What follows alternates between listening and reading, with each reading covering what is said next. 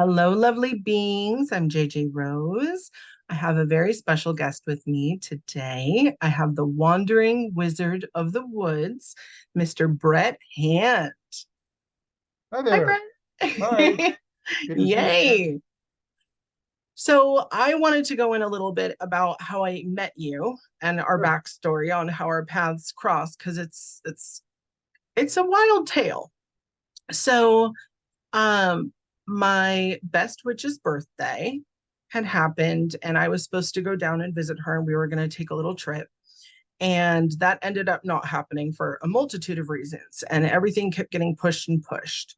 And I ended up kind of being down in her area, and basically last minute said, "Let's book an Airbnb. Let's just do a girls' trip." So we decided on a place, and for 2 or 3 months we had been trying to book this, and we would put in different locations and it kept taking us to Big Bear in California, which I've never been to, she's never been to. So we couldn't figure out why, but we decided, okay, this is where we're going. So we find this little Airbnb, and they drop the price and we end up getting this killer deal on it, and we book it. And as soon as I book it, this thing pops up and says things to do, and it says Wandering Wizard of the Woods tour.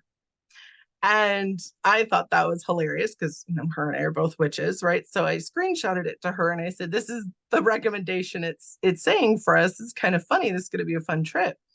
We completely blank on booking anything whatsoever, and we get down there. That was a hellacious trip in the first place. Driving in, we saw a UFO. We ended up having panic attacks. We ended up on Old Woman Road, had to pull over to the side, which made us laugh both hysterically once we figured out where we were. Um, and it's super cold in your area, and I was not prepared fully for how cold it really was. And people were talking about the potential of snow, and anyone who knows me well knows I do not do snow. I just don't. It's a hard pass.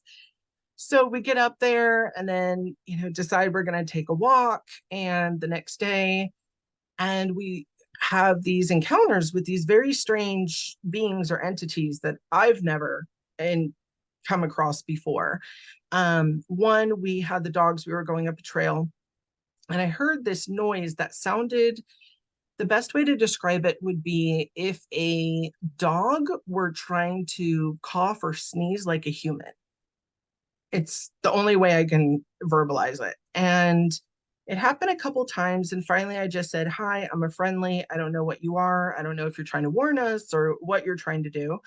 And eventually, the dog had kind of ventured up the path a little bit. And I heard it again. And immediately, we both felt like a predator was nearby. And this dog shot down the hill. So, we decided to follow suit, raced after it, ended up getting this weird thing on that little walking bridge over the lake. Just a whole bunch of things that we didn't know. On the way back, we pass a rock shop, which of course we're going to go into, right? And we walk into the rock shop, and there's this wonderful woman we end up meeting who's one of us. And we're chatting with her, and she goes, "Oh, have you girls been up to the Eye of God?" And we looked at each other and laughed. And I said, "No." She goes, "What's going on?" I said, "Well, I've had this weird thing with this white eye of God, or white eye, for about a year and a half. And other people who listen to me have seen it. And we have no clue what it is or why, but it keeps popping up." And she goes, "Oh, you got to call the Wandering Wizard. He actually works here part time."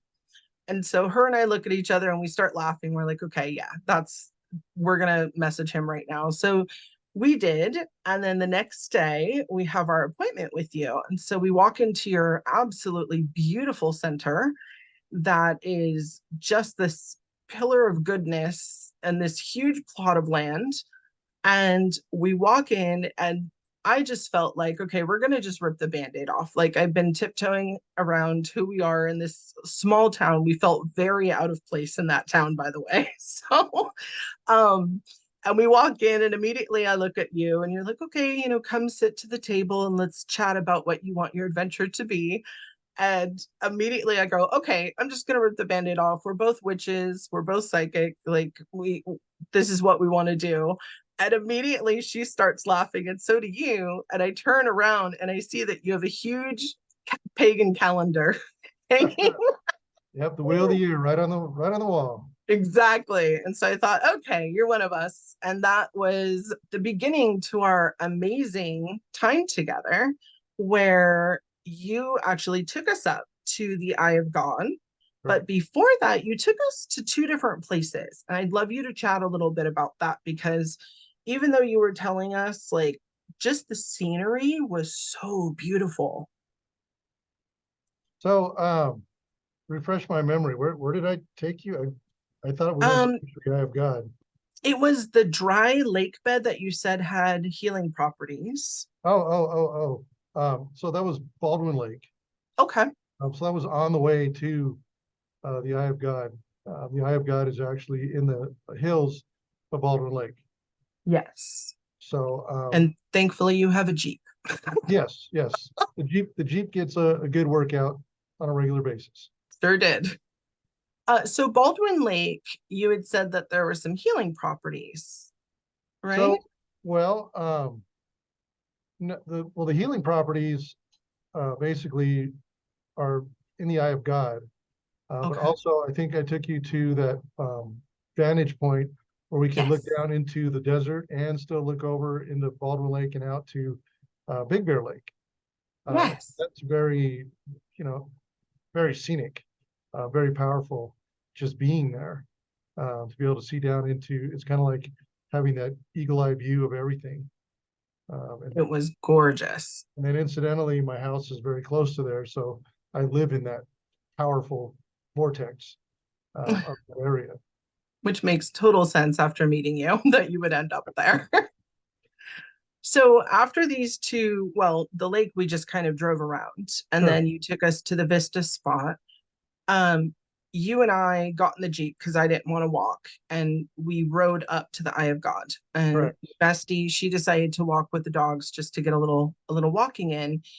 And as we were going there, I had just asked you, your awakening story, and you had this amazing experience. And I'm going to get into that in a second, but I want to share the Eye of God first. So you're telling me this great story, so I'm already in the zone. And then we get to the Eye of God, and it's basically just a giant mound of white quartz correct. that's kind of in the high desert, middle of nowhere. And you're at this high spot where you can see pretty much everything in all directions. And the weather was perfect. Oh yeah, And so we went over, and immediately when I got there, what hit me was this deep reverence for the location. Um, it was solemn in a way, but not sad. I just got very quiet, and I just wanted to remain quiet. And, you were wonderful because you just kind of stand back and let us do our thing. And, immediately I went and kind of sat on the lower portion just to kind of feel it out. Because sometimes energetically things are just too much for me, right? And I have to back away a little bit.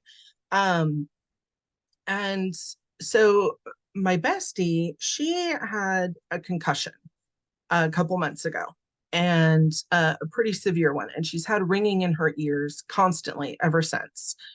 And she said when she got up and sat on the Eye of God, the ringing stopped for the first time since it had started.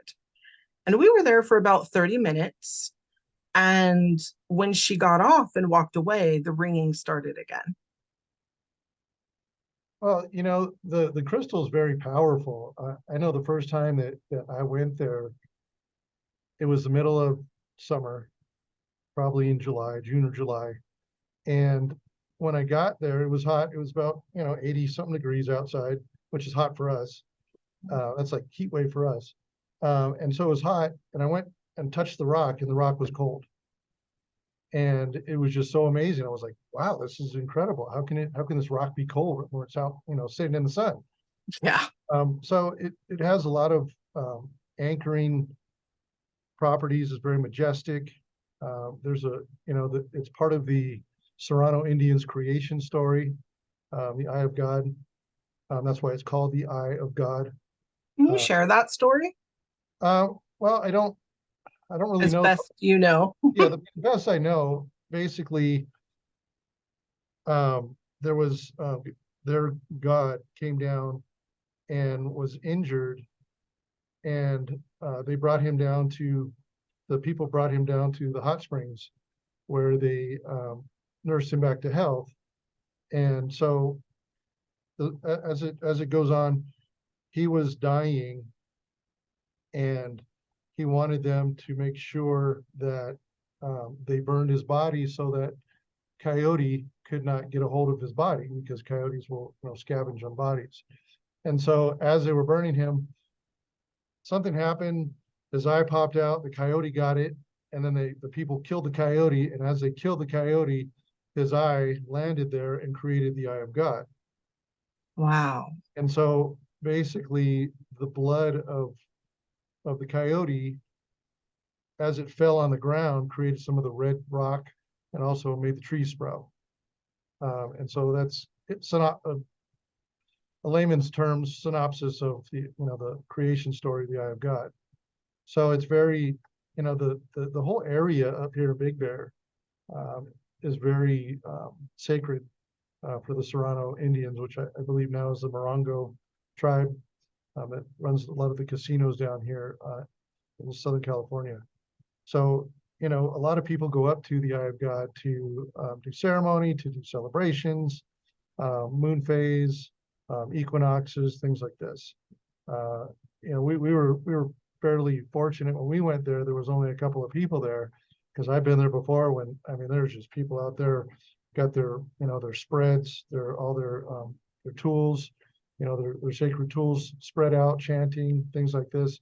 So it's very powerful. I know that when I was in the process of getting approved to buy the house that I live in, I walked out into that forest and I spoke to uh, the spirits of the mountain and let them know that I was sincere about stewarding the land, about taking care of the land, to making sure that everything was done properly, kind of being the guardian, the steward of the area.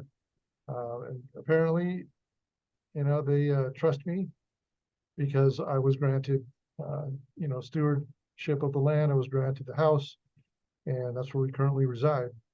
Basically, I can stand on my back porch and I can see the Eye of God from my house. Wow. And you mentioned how when we went, there was barely anyone up there. I seem to have really, really good luck with things like that. Sure. If I want to go to a place and I'm called there, especially if I'm called there to do more serious inner work, Mhm. that requires quiet, basically.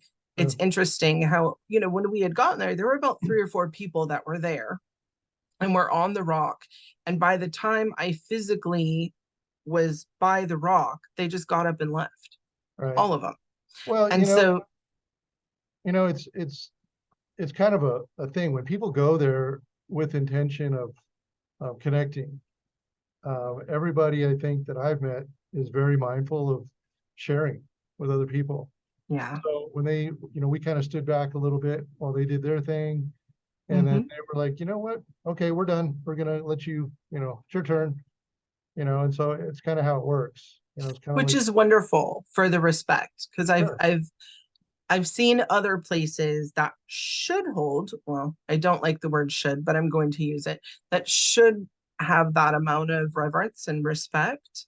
And it just doesn't get it. People walk in and out, and they're to the point where, for someone like me who holds it in a high state of place and reverence, to see people, let their kids run all over and, do awful things and just disregard the sacredness that some people look at it with. There's a wonderful museum over by me that is a Rosicrucian museum, and it's for has a whole bunch of ancient Egyptian relics, and it has an entire room dedicated to alchemy. And they actually took the time to make the room basically, it's a giant circle where you get to walk around and you get to see all the phases of actual, scientific alchemy, but also what it is within the soul, the person. Hmm. And it's this beautiful setup, and they put so much time and energy into making it not only so that the average person could understand it, but also that someone deeper could just really appreciate the time that went into it. And I remember going in one day and being so upset at the way people were just kind of flippant through it. And I actually had to walk out and check myself and just say, they don't understand. They're here. It's a museum. And even if they're exposed to it in a way that they don't understand, they will in some capacity. Right. So I had to then check myself and then go in and be a little bit calmer. But the Eye of God was beautiful. And the backstory with this again is I was doing a painting and I was doing clouds, and I was teaching someone else how to paint clouds, and theirs came out with normal clouds and my painting came out with this giant white eye. And I thought, well, okay, that's so weird. And this is like a year and a half ago. And I thought, this is so weird. And I told nobody about it, right? It was in the privacy of my own home. And, the person I was teaching doesn't listen to my channel or anything. And within a week, I started getting emails and messages from people. This is so strange. I was meditating, I saw this white eye, and it had kind of fallen off for a while. And then recently it picked back up. And so the day that I had booked the Airbnb and you had popped up, a friend of mine who lives down in that area messaged me randomly and said, I'm just in one of those moods. I'm actually going to take today off and I'm going to go drive up to the Eye of God. And I was like, what is that? And Yep. so, for me, I kind of live in the world where unless it's said to me or brought to me about 3 times, I kind of don't pay attention because I have so many things that are thrown at me, right? And so when I heard her and then you came up and then we went to the rock shop and you got brought up again, I was like, okay, we need to go to the Eye of God. I have no clue what this even is. But it's you were telling me when we were there that it used to be about 20-25 feet larger than it is now. Yes. I mean, and it's huge. It's ginormous. And I do have pictures on the screen for any of you listening who are interested. I know I don't normally have you look at the screen. I try to make all my stuff audio, but I wanted to share some pictures of not only you, Brett, but also the Eye of God and just the experience. I was able to get some really good vantage point pictures. Nice. Um, so what I really, really want to get into is this amazing conversation that you and I had, and your backstory of how you even came to be the Wandering Wizard of the Woods, Right. because this was definitely quite the adventure for you. So basically, you and I are in the Jeep, and I ask you your awakening story, and you start off with, So take it away. yeah, it was very, um, and I was guided, definitely guided to do what I do. Yes. Um, you know, I was, this was probably back in 2014, somewhere around there. And I was doing, I used to train a lot of martial arts. I used to, so I was doing martial arts. I was doing some CrossFit, things like this. At the time, I was working as a plumbing supervisor for Los Angeles County, and I was working at a major county hospital down in Southern California, down in LA. And I had injured my neck, my shoulder. It was, I don't know, it was like a herniated disc or a ruptured disc. I don't know, something, pinched nerve, something going on. It was just this chronic pain that I had in my shoulder. So I was going to my chiropractor, and he was working on me, and he had suggested maybe I get some x-rays, but I really didn't want to go that route of, going to Kaiser and doing all that stuff. So then I started going to acupuncture. And so all this was kind of helping. I mean, I remember when I knew I was kind of in trouble, and I went to the acupuncturist. She was this very wonderful traditional Chinese woman. When I walked into her uh, space, it was like an apothecary. It had herbs on the wall and, all this, stuff you'd see out of like a movie. Mm-hmm. And I remember going into the treatment room and I looked up on the ceiling and I saw these rails on the ceiling. I'm like, what is that? Coat hangers or something? Right. I discovered soon enough that that was what she held on to when she walked on you. Yep. Um, so I went for a few sessions, probably for about a month or so, a month or two. I don't remember. But it progressed to where at one point she had me face down and she was pushing these needles into me. And she tells me, you know something? You tough guy. Because she was probably putting those needles a good inch or two into my back, trying to Whew. get that whatever nerve or whatever was happening. So, I did that for a while and then it wasn't really doing it for me. So somewhere along the line, on the internet somewhere, I think, because this is back early, mid 2000s, um, I saw this ad for Reiki, and I was like, "Huh, okay, I really don't know what it is, but I don't know, I'm guided to it." Mm-hmm. So I called this woman up, um, and booked a session. And so she has her office in Palos Verdes. Her name is Kathy English. She's very good Reiki master. And so she had me come in. So I walk in her little office, she sat down with me and explained, have you ever had Reiki before? And I said, well, no, not yet. This is my first time.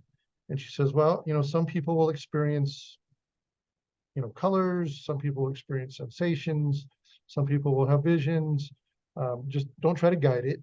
Um, this is the basic spiel you'll get from any Reiki Mm-hmm. masters. Don't try to guide it. So I said, okay, I'm ready. So I lay down on the table and she starts working on me, and almost within, I'd say within 5 minutes, I was thrown into a vision. And in this vision, I saw a person, a man with long hair, wearing a white robe, and I was seeing this person from the back. And they were walking through this field of wildflowers. And I'm thinking to myself, am I looking at Jesus? Am I having because kind of what it reminded me of, the imagery. And then the next thing I know, it's first person. I am that person, and I'm walking through this field of wildflowers. And as I'm walking through this field of wildflowers, I remember I just brought my hands up, towards my face, and I was commanding, and all of a sudden I commanded the forest, and I was in the forest. So I commanded the forest to, Up here. manifest around me. So walking through the forest, and I'm just kind of walking along, and then the forest starts getting darker. Right, and as it starts getting darker, I noticed that this path winds down through this little arroyo, and I'm down in this kind of little gully, and off to the right hand side, I see there's this a cave with a glow coming from it. There's like a fire, like a little fire burning inside or something, and I could sense that there was a being in the cave, and I couldn't see it, but I could feel it. I could feel this being. And so as I walked up to this cave, I asked the being, I said, is there something you need to tell me? And the being told me, everything you need, you'll find on your path. I'm thinking, okay, that's kind of corny or whatever. So I kept walking through this forest. And then I came up to like a clearing where there was this big sheer cliff in front of me, this rock wall. And there was a stone circle, probably about 12 feet across, right at the base of it. And I step into this circle and I start doing kind of like a Tai Chi or Qigong form. Um, and as I'm doing this form, I look up at the top of this cliff and I see there's this big, huge, dark thundercloud and it's rumbling. And then so I keep doing my form, and as I look up again, lightning strikes, and it strikes me right in the forehead, right in my third eye, and Mm-hmm. knocks me to the ground. And so I got up, I kind of dusted myself off, and I started doing my form again, in the stone circle. I look up again and another lightning bolt comes down, only this time it's stuck. So there's this arc going from my third eye up to this cloud. And so I keep doing my form with this lightning bolt actively, you know, communicating, Connected. yeah, connecting to Yeah. them. And I start shooting energy out of my eyes, out of my hands, out of my heart. Um, everything was just emanating this energy. And so that scene ended and I started walking again. And then as I walked some more, I see there's this waterfall and this big pool of water beneath it. And so I walk out into this pool and have this water just gushing over me. And I could just feel that it wasn't really water so much as it was energy. And I could feel the energy just cascading over me. So then I walk away from that and then I start walking again and I'm walking through the forest. And the next thing I know, I guess he's my spirit animal now, was a dog I had probably Mhm. 15 years ago, just appeared. And it's really interesting. His name was Knothead, and he was a black pit bull mix. And so he really just had no markings, just all black, really muscular, but had these ears that stood up. And we never had his ears clipped or anything. It just naturally stood up, like big, like a German Shepherd. And so Okay. he looked like Batman, right? So all of a sudden, Knothead's walking with me, and we keep walking. And so as we walk, we're walking through the forest, and up ahead, I see this scene that there's this little A-frame house that's just nestled back into this dark, dense forest. And in front of it is a bonfire burning. So I walk up to the bonfire and I start just commanding the flames to shoot up in pillars, like I was at a Kiss concert or something. Just flames just shooting up, right? But I'm doing it. And so I kind of stood back and I realized I spread wings and I started flying over the whole scene. And I looked down and I could see, that my family was there, my sons, my wife. And so I landed, came down and landed. And my wife just kind of waves her arms, saying, "There's people waiting for you." And behind her, there was just this multitude of a crowd of people. And I didn't know why I was there, why they were there. I didn't know it. And so about that time, the Reiki master tells me, "Okay, go ahead and start coming back now." So I start coming back and, I'm just kind of, get my wits about me a little bit. She asks me, so, how was your session? Well, let me tell you. And I told her the vision that I just had. It was still fresh. And she was you know, kind of nodding her head. Okay. Well, when you walked in here, she goes, I had a feeling you were a druid. And I went, wow, that's really cool. What's a druid? Okay. Because this is all new stuff. Yeah. And so this started me doing my investigation into what is druidry. Um, Soon after, maybe a week or two after that, she has me book another session. Only this time, she brought in another person to work on me, a shaman. And so the two of them combined forces to work on me. So before we do the session, I'm telling the shaman my vision from the first time. And she's nodding her head as as I'm talking. And I get done and she looks me right in the eyes and goes, "Welcome, Earth Keeper." And I got chills. And she goes, "Do you realize that in your vision you commanded all four elements?"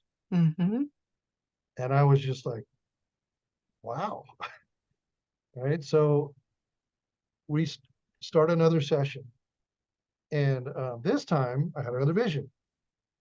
Only this time I saw myself, I was standing on a cliff looking over this big bay, like the ocean. And I had my foot up on this ledge. And I looked down the ledge and it was like white marble. And as I'm standing on this ledge, I fell forward off this cliff, only I wasn't falling, I was flying. My wings came out and I was flying over this bay. And then I looked behind me, I turned around, I looked behind me and I saw where I came from. There was this cliff with these pillars, these white marble pillars and a white dome on top. And I flew through flew where I came from, and then flew back out. And I had this knowing that I was looking at Atlantis. And so Wow. as I'm flying over this bay, on the other side of the bay there was these two it was like two mountain ranges, two hills, and there was a opening in between the two, and like a almost like if you're looking at where the Golden Gate Bridge is. Hmm. So you have these two mountain ranges, you got the bridge going across. So I flew out through that, right? Next thing I know, I'm flying over cities, I'm flying over jungles, I'm flying over deserts, I'm flying over the entire world. And then I look down beneath me and I see that there's this like a horse-drawn wagon with these two guys that look like gladiators driving the wagon, right? And so boom, I land down in the back of the wagon, right? And then something attacks us. Something from the air comes in and attacks us. And all of a sudden, shing, I got my sword. I'm like, oh my God, I have a Wow. sword. So I start just fighting this thing, right? Wings flapping around me, swords flying around, right? All this stuff. And then I guess I won, because then I'm transported into this cave. It was like a deep, like grotto, underground cave, this vast chasm, something like you'd see like in the Lord of the Rings when they're going into the mountains of Moria. Oh, okay. So it's just this big, vast cavern. And I'm standing there and I look down at myself and I have this chrome armor on. And, and I look over and I see my wings are up, tucked in behind me. And there's this altar or stage or something, a platform up front. And I'm standing there at attention. And all of a sudden there's this light on the stage, this huge bright light. And I realize I'm standing in the presence of God. Mhm. And then, okay, it's time to start coming back. And so then I, told him what my story was there. And, it really started a friendship, between myself and the shaman and the Reiki master. And it keeps, and I could keep talking through years of experiences that started from that day. I mean, I had my very first two Reiki sessions ever. Yeah. And you have these intense experiences that, the average person during a Reiki session does not have full-on visions that go that long like you did. There are a couple things that you brought up that I wanted to touch on. So the first is when you were in the first vision, when you stepped into the ring where there were the 12 stones. For anyone who's listened to my previous episode, I know it's advanced, but episode 1 of the advanced, um, in which I talk about Buck Nelson and his visitors. His friendly visitors came and placed 12 stones in his backyard. And that was representative of their 12 laws and from where they come from. And obviously, 12 plus you being the 13th, that, goes through our history all the way back through spiritual practices, pretty much from the beginning of recorded time. And also you being able to work with all 4 elements. So in witchcraft, typically the average witch usually finds one element that they're proficient in. And that's why you call them water witches or fire witches or earth witches, etc., or air witches sometimes. And much like you, I am able to work with all elements. So I've had many people before who don't completely know about me and, always want to know, oh, what element is yours? And then I'll be like, well, all of them, which is very rare. Um, and, you even talking about your second vision when you're seeing Atlantis. I've been reading or rereading the book Atlantis by Edgar Cayce recently, in which he actually was talking about where Atlantis was, and it was, a giant continent. But also that part of it was where North America is and Central South America also. And what's even weirder is yesterday, by complete accident, I had to run up to San Francisco by the bridge. So funny little coincidences all the way around. But one of the things in your center is you have, and I'm being able to look at it right now, is a complete um what do you even call that? Why am I losing my words? It's a knight. It's a complete armor of the Oh, knight. yeah. Yeah. Which, just it's one of those things that I think brought forward from that experience, which is so awesome. And to be, you came from a background where you weren't really into any of this stuff, you weren't really exposed to it. And then to have these two sessions and have these remarkable experiences that are so multifaceted. Like I said, the average person could barely understand, even a portion of what you're describing. And then you completely changed your life, right? I mean, Absolutely. shortly thereafter, Yeah. you quit your job doing something that you'd been doing for almost 30 years, that you were a pro at, making a wonderful income in order to become the Wizard of the Woods. And I'm so glad you did, because for a multitude of reasons, besides all the people that you've been helping and will continue to help. But also, I mean, it's it's not rare, but it's few and far between when I am drawn to go to another healer or another person with similar modalities. But we were led, like I said, it always takes three times, right? And three different times we were led to meet you. And the Reiki session, I've had Reiki done before. My cousin's also, a Reiki master. And I've always felt the energy. It's very refreshing normally for me. It helps whatever I'm working on. But with you, I was already kind of stressed and just I've been through a lot the past couple months. And so was pretty wound up. And you started the session, and I want to say within 2 minutes, my body completely relaxed, which is just something it doesn't do. So um, you know, it just doesn't. I mean, I could even take things that are supposed to relax the body, and they just don't. And this was completely natural. I During my experience with you working on me, besides my complete, body relaxing, as you were working on different parts, I could feel not only what you were doing, but also feel the energy flowing through. And I would have these snippets where I would see different things. And I remember asking you when you woke me up from the session, did you see a seagull? Because at this one part, I just saw this giant seagull like kind of descend on me. And absolutely fantastic. And I had had this physical issue. I mean, it's not a big issue. It's just kind of weird that had been happening for about 6 to 8 months. Um, Ran all the medical tests. Everyone said, you're fine. It's just your body changes over time. And the night we got back from our session with you, it completely rectified itself. And at first I thought, okay, well, what are the odds, right? Because, and then I was like, okay, yeah, no, I understand completely. Like you made that happen. So, and so my bestie and I, after our session with you, we were both like half comatose.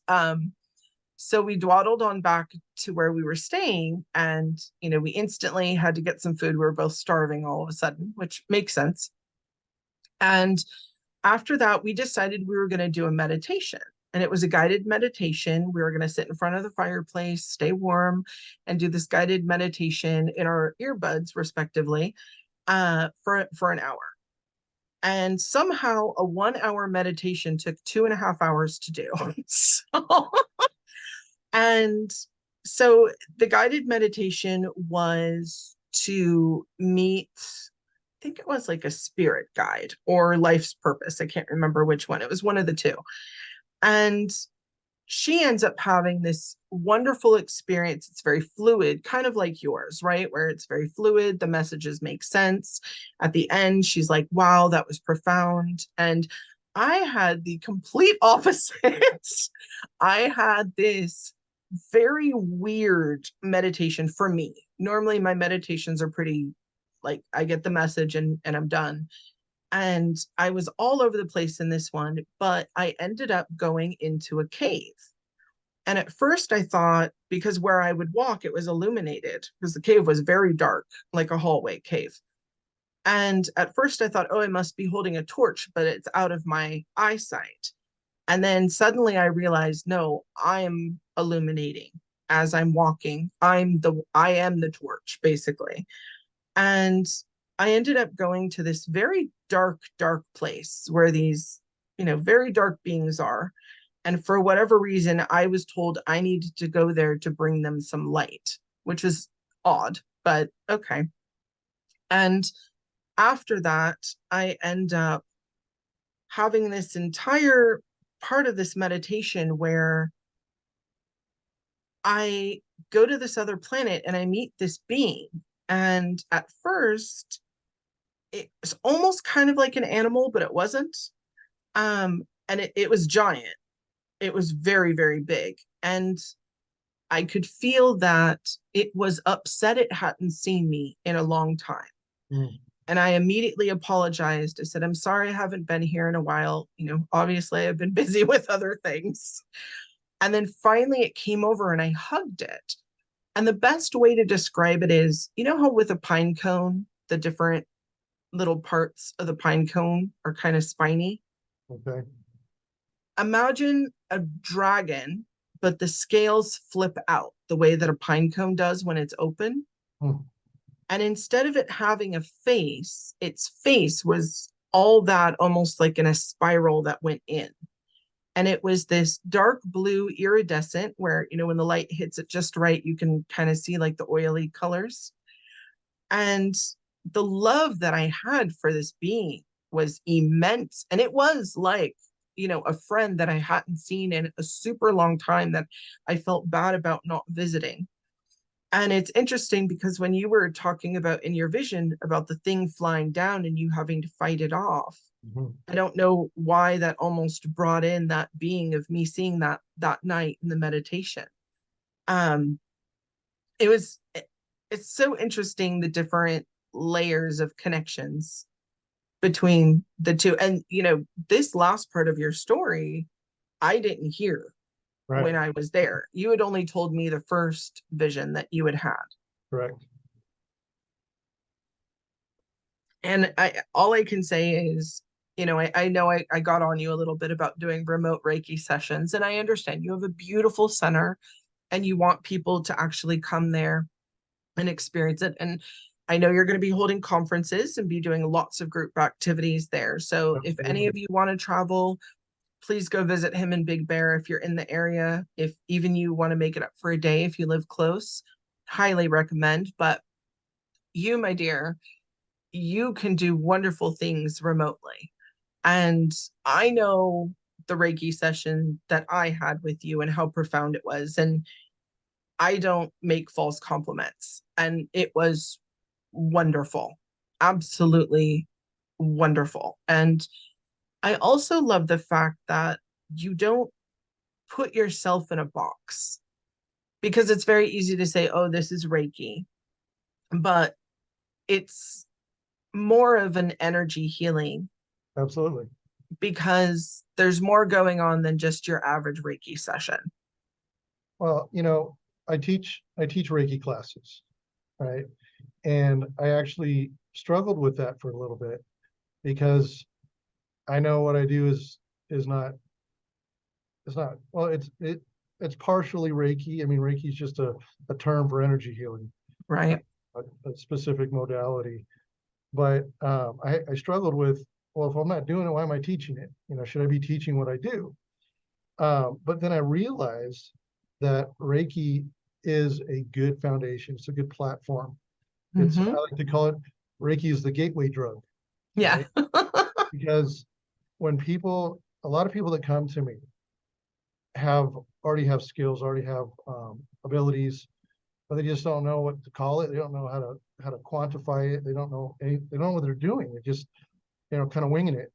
And I think Reiki kind of brings it down to a grounded level to where now you have terminology for it. Now you have understanding a little bit better. You realize you're not crazy, that other people are doing it too. And it helps you really kind of use it as a platform, as a foundation to branch from. Because I tell people all the time, my students, I'm teaching you Reiki. This is a system of Reiki.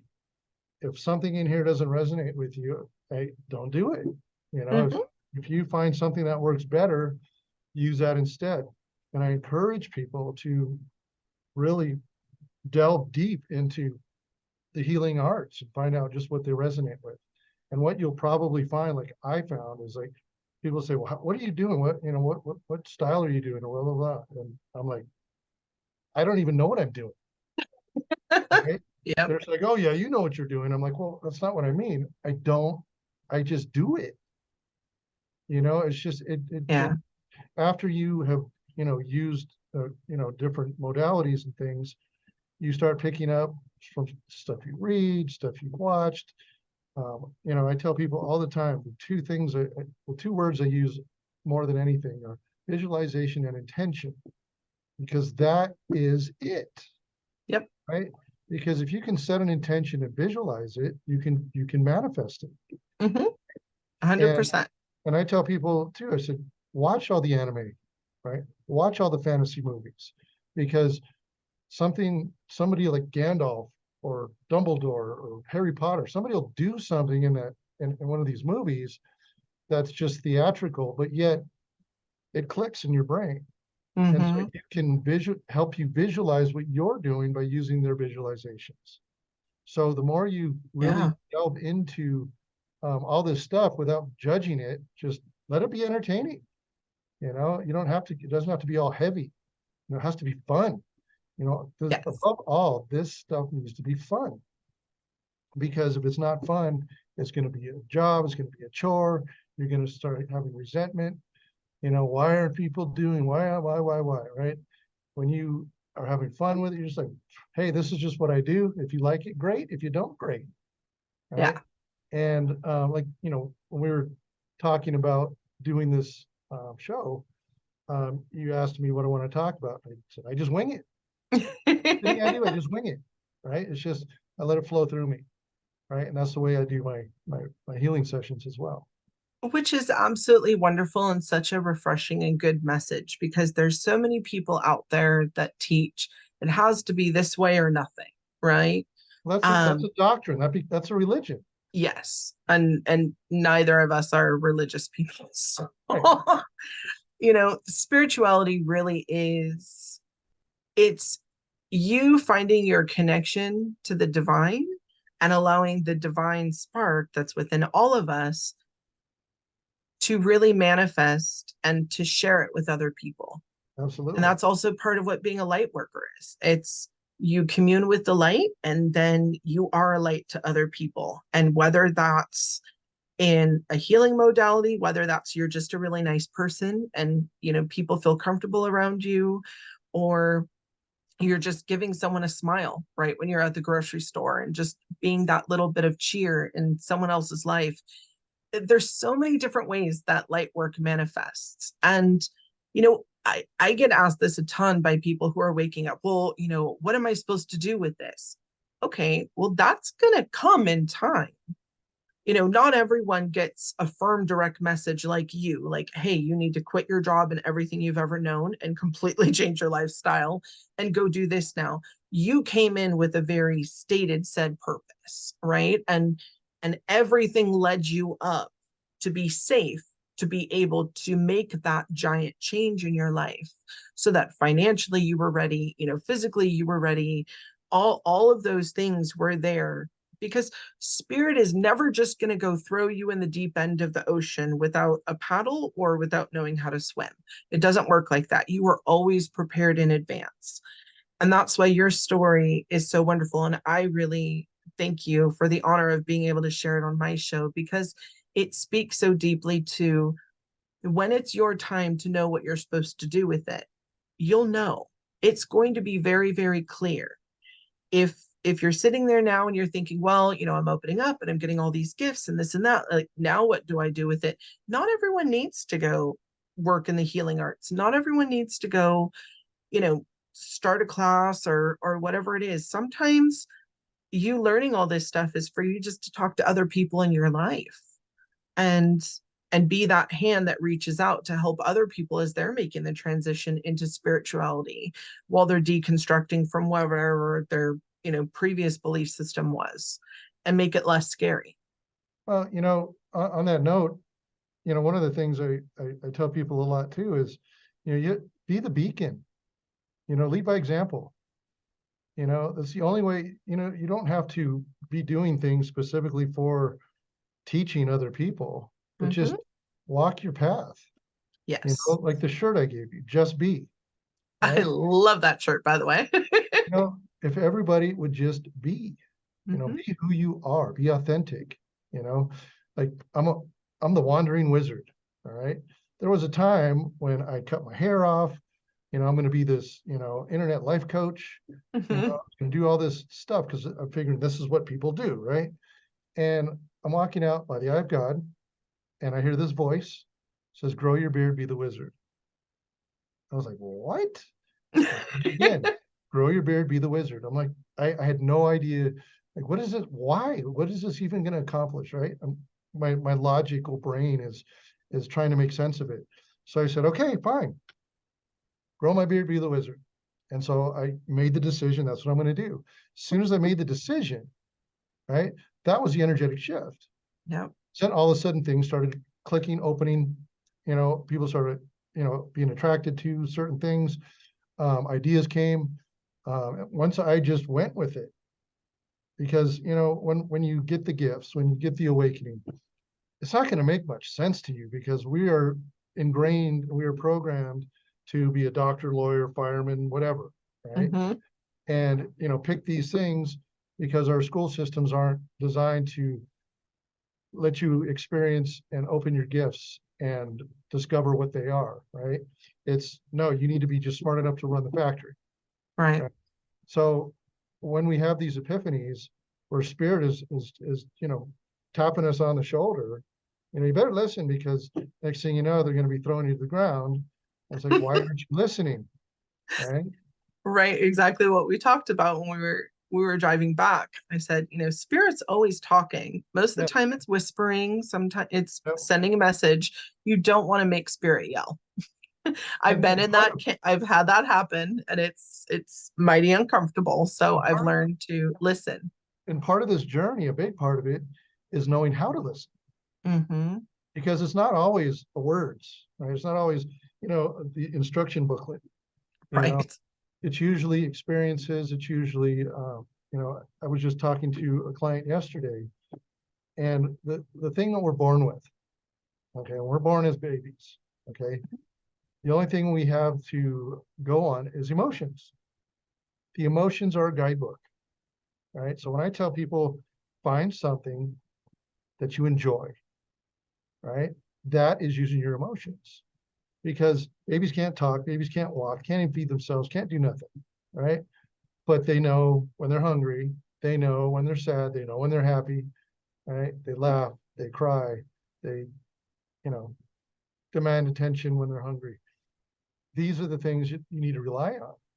Mm-hmm. All these outer things that are, given to us through technology, through inventions and stuff, those are all great. Those are all tools, right? But just like crystals, just like wands, just like sigils, right? All those things are great because they help us focus our visualization and our intention, right? But they Mm-hmm. are tools. They're used to help us develop our own intuition, develop our own skills, develop our own inner knowing, right? So it's just see them for what they are. Sure, it's great, it's fun.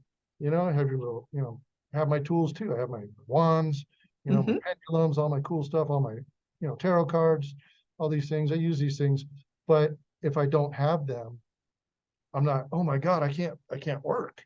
I don't have my, Right. no, you still are able to do it because you've honed your own abilities, right? You've honed your awareness, you've honed your visualizations, you've honed your intentions, right? These are the important ones. Yeah. I actually remember one time it was a very weird situation that happened very, very quickly. And some people had said, "Oh, can you give me a card reading?" And I said, "Well, I don't really even need the cards." And they're like, "Oh no, we want it to be a card reading." So Right, I literally took a deck of playing cards and just laid them out and gave them the reading that they wanted. They just felt more comfortable with the cards being there for whatever reason. right, But again, it's a tool. It's not to be relied on. right, I mean, it's kind of like having a car, right? The car is wonderful and it's going to get you the distance probably faster, right? But you still have legs and you can still walk, or you can ride a bike, or you can get right. on a skateboard. So there's different ways of getting there. It's just a matter of getting there and also realizing that you don't necessarily need the car to get there. It's just a tool, it's an instrument to get you there, maybe faster in Yeah, some regards. it makes your work easier, just simplify it down. A hammer, Yeah, a hammer laying on the desk, right, is not going to build a house. correct. You have to have, knowledge, skill, a plan. Yep. You need to be able to visualize it. You need to be able to set your intention, right? So, it's great to have the tools. I have tools. I love, collecting different things, Mm-hmm. but you still realize that it has to come from within. Yes. So 100%. when people have these epiphanies and these, awakenings and things, it's just find out what makes you happy, and follow that. Because I tell people all the time, if there's one thing they take away from what I tell you, right? The one thing is to find out what you truly, really want in life. Because everything else will fall into place once you know what you want, right? And sometimes we don't know exactly what we want, but we know how we want to feel. Again, coming back to emotions. Mm-hmm. How do I want to feel? And once you define exactly how you want to feel, you'll start accumulating the experiences that match that frequency and that vibration. So that is, Very. first and foremost, that's why people end up having the midlife crisis, right? Because they've been doing things, not what they want, not what they truly want. They're doing things what they think they're expected to do, what other Mm-hmm. people want them to do, Yeah. because there's a big difference between a job and work, right? Work is something you do to get closer to your goals, to achieving your goals. A job is something that is dictated to you by somebody else to help them get to their goals. Precisely. So having a job is not bad as long as it's in alignment with what you want, right? And sometimes it's just a means to an end. Okay, I need money. Yep. Okay, I take a job, but it's not your career. It's not your life purpose. You still maintain focus on what you truly want to accomplish. This job can be a tool to get you to where you want to go. Yeah, absolutely. Right. The job pays bills and Right. gets you to be able to move along. And It's your freedom. Money is just freedom, is all it is. It's energy that gives you it's freedom. true. And with anything, it also can be manifested as long as the intention is there and is right and in alignment Yes. properly. A lot of times people will talk about ego, Mm, ego, bad, ooh, bad ego. Well, here's the difference though, because if I didn't have an ego, this healing center, this Wandering Wizard Forest Adventures would not exist. I'd be sitting that's on my true. butt looking at other people going, oh, I'm not going to do it. Are you going to do it?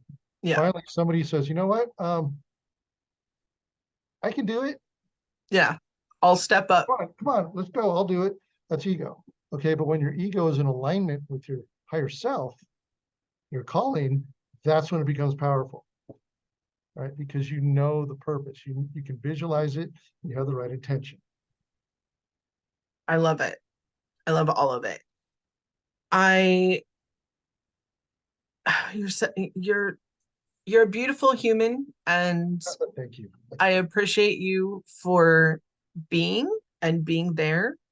I am so blessed that on these this wild ride of life that I get to run into people like you from time to time. And, whether we share space for a short blip of time or we know each other forever, it's wonderful to me just to be able to see, oh, yes, that love, that light, that message is out there and it's manifested into many different other people. And someone like you who is doing the work and making it happen.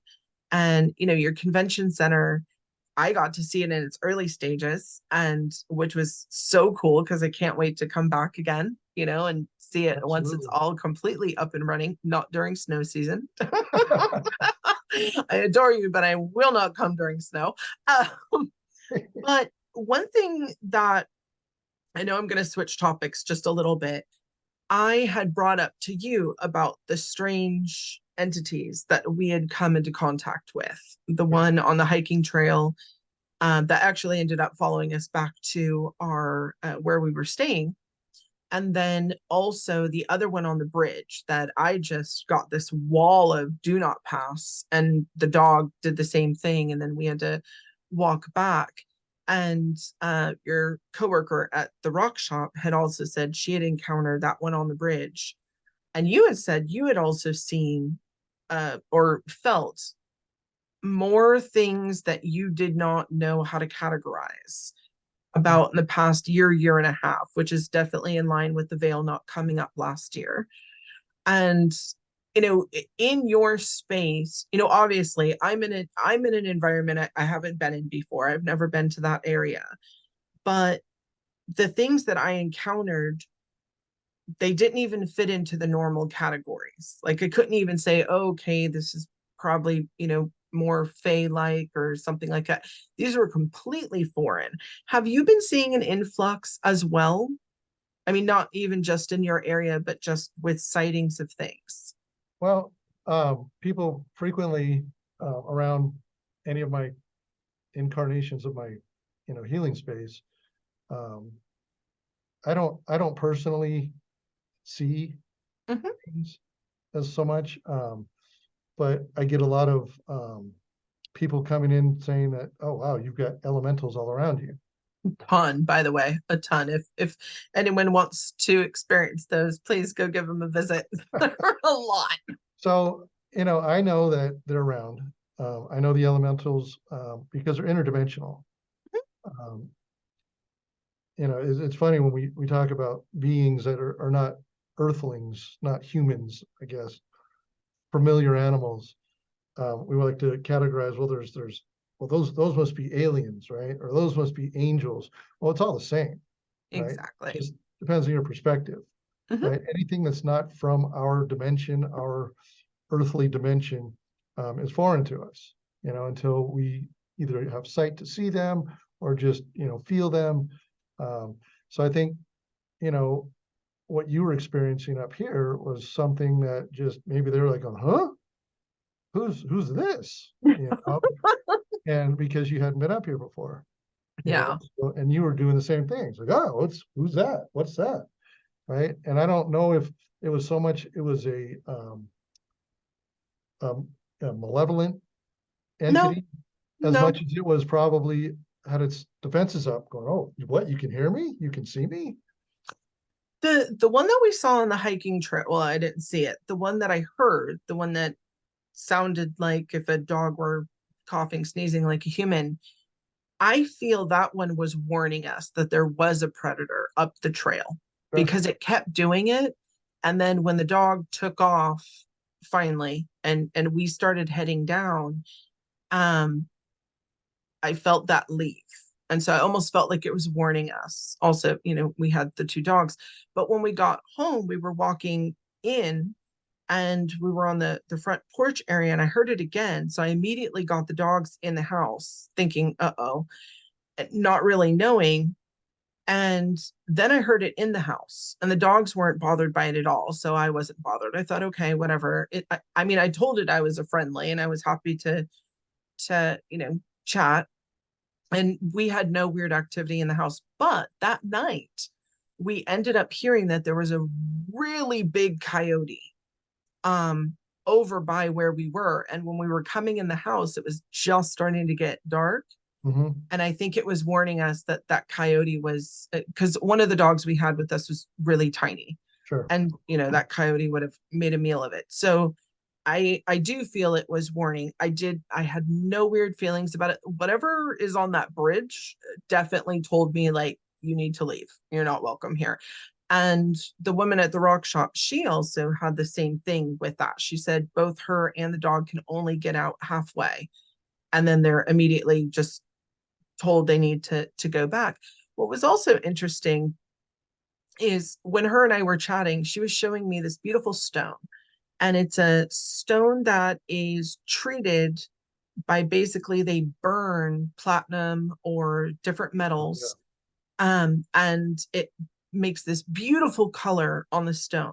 Hmm. And this one in particular, it was a like a dark blue with the silver kind of oilish sheen on it, and it kind of looked like three pyramids. And she said, I just can't get this one out of my head. Like, I almost don't want to sell it because I think of it all the time.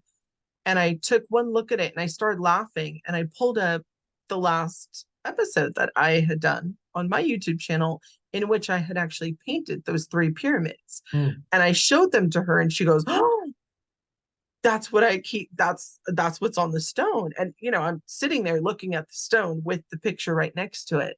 And I thought, okay, once again, and I know it sounds like I'm speaking on all these strange little details, but again, these are the small little synchronicities that lead us to one another. I mean, if her and I hadn't had that moment, she wouldn't have told us about, you girls need to go and see the Eye of God, call up Brett. He's the wandering wizard of the woods. All of that led to this wonderful, us being able to meet you. And here we are today, right? Recording. And Absolutely. it's, though, when you say, like, listen to your emotions, listen to the synchronicities too, Oh, because absolutely. that's another manifestation of spirit talking, of Yes. making these things Well, happen, and things start falling in line. yeah, the numbers, people, been here, seen a lot of, the repeating numbers, the 1111s, the 333s, the 222s, things like this. Um, and it's so funny because people go, what does that mean? What does it mean? It's like, well, what does it mean to you? Mm-hmm. What were you thinking about when that happened? You Yeah. know, when you're thinking about business and all of a sudden you get like a 444, right, come up and you're like, oh, okay, well, the ascended masters are helping me, things like that. You need to, it's just look at it as you're on the right path. Like the Right. being in the cave told me, everything you need, you'll find on your path. These are the things, so when you expect them, right, just like, what, I don't know how it's going to happen, but I know it's going to happen. You just expect synchronicities, you expect help, Yep. right? And it happens. You have to um, understand that, okay, I'm on the right path, but that doesn't mean you just sit back and let spirit handle it. Exactly. You And know, keep working. you need to keep working, purposeful action. Because I think, it's funny that movie, this Secret, right? Hmm. They really, it's a great movie, great book, everything, but they really hammer home so much about vision boards and, really, really, really, really, really, really wanting it and this kind of stuff, which is all perfect, but they don't really put enough emphasis on purposeful action. Yes, I completely concur with that. And I actually made a spray. It's called Clear the Way Manifesting Spray, because a lot of people don't realize the thing that's preventing them from being able to manifest whatever it is that they want is because they keep getting in their own way. Mhm. And some via inaction whatsoever. I'm going to sit back and the universe is going to bring me the perfect man. Well, unless he breaks into your house, he's never going to show up if you don't leave, right? Um, but the other part too is in regards to making sure, like, you really, really, really have to think about whatever it is that you're trying to manifest. And also, are you okay with relinquishing those things that stand in the way from whatever it is you're trying to manifest to come into fruition? Yep. Because I've had some people who, oh, well, I want this. Okay, well, are you willing to, lose these friends? Are you willing to lose this time? Are you willing to lose, this, that, or the other? And they'll think about it. No. Well, that's why it's not happening for you, Right. because you're not willing to take all the effort and time into really thinking about what goes into that. You have to Everyone, make room exactly. And that means clearing out and making space. and having trust. Like when I walked away from a six-figure career with, Los Angeles County, um, people thought I was just the loony. Yeah. What are you doing? Right. And I'm just like, I have to, Yep. and that's, one of the reasons I say that I need to have walked the walk before I can talk the talk. Because when I tell people you can do it, they're like, oh, well, how, yeah, look at you, you got this, that. No, let me tell you my story. Yeah. And it Your just, story is wonderful and it's inspirational, but it's also you applying everything that you've been saying. yes, I walk the walk and then I can talk the talk. I can teach you to do this, but I was telling my client yesterday, I go, most of the things I tell you to do are going to be very simple, but that doesn't mean they're going to be easy, right? Simple is not easy. Exactly. It's just, cut the cord. Yep. Is it easy? No, but it's simple. There's simple things to do. And, these are the things that I teach. I teach very simple concepts, you know, and I've tested them, I've proven them, Hmm. and so, people come to me and we start working together. They have epiphanies. They start doing the right stuff. And next thing you know, they're, wow, I love this, thank you, and that right there is my purpose. It's not so much like I need to guide people on a forest adventure to make my purpose. That makes me happy. I make Hmm. other people happy, right? Yeah. When people are happy, they are more open. They drop the baggage, right? They drop all the stuff that's going on inside of their heads, Hmm. and then we get on we that softens them up. Walking in the forest, having a wonderful experience, a guided tour, beautiful scenic locations, right? Drinking fresh spring water straight out of the mountain, all Hmm. these things. Then we get to the office and then we do some energy healing, and it just washes all that residue away because Yep. it's already lifted to the surface. And it also makes your job a lot easier too. Oh yeah. Yeah. I tell people all the time, it's like just being in Big Bear makes my job easy. Because It just being does. in Big Bear, just people are like, oh my God, this is so beautiful here. All right, well, let's take it a step further. Let's, take it up a notch, and let's really, send you out of here on a cloud. And you did, sir. You did. Very good. Again, thank you so incredibly much for coming on. I wish you nothing but the best. I will have your website in the show notes. I'm going to link this when I share it on my socials so people can follow you. I know you have Facebook primarily, but you also have a wonderful website which lists everything out. I'm going to Yes. make sure everyone has access to that. And I hope you get to share your message more in the world because I'm a little bit of small potatoes, but at the same time, I feel that you have a big message and I look forward to hearing you on larger stages. So thank you, Brett. Well, thank you too, JJ. I very much appreciate, what you're doing, with this, with the YouTube channel, with helping me get my message out. I don't look at it as being, small potatoes, because once the message is out, it's out. It doesn't Yep. matter. It doesn't matter the channel so much, but you being a gracious host, being a wonderful person, definitely is just sugar on top. Thank you. And this is why you and I are in so much alignment because you're right. It doesn't matter how many people, it's not about quantity, it's about quality. Correct. The Yep. right people will come, They and always do. yeah, you just do your thing with passion, right?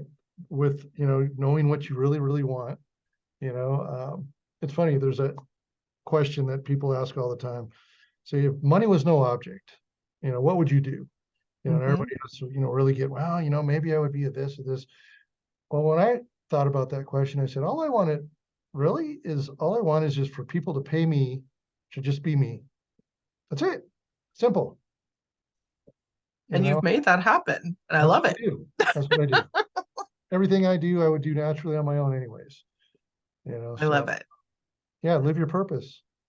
Live your purpose. We'll end on that. Lovely beings. Love you all. Hope you enjoyed this as much as I did. And please, please, please continue living your best self.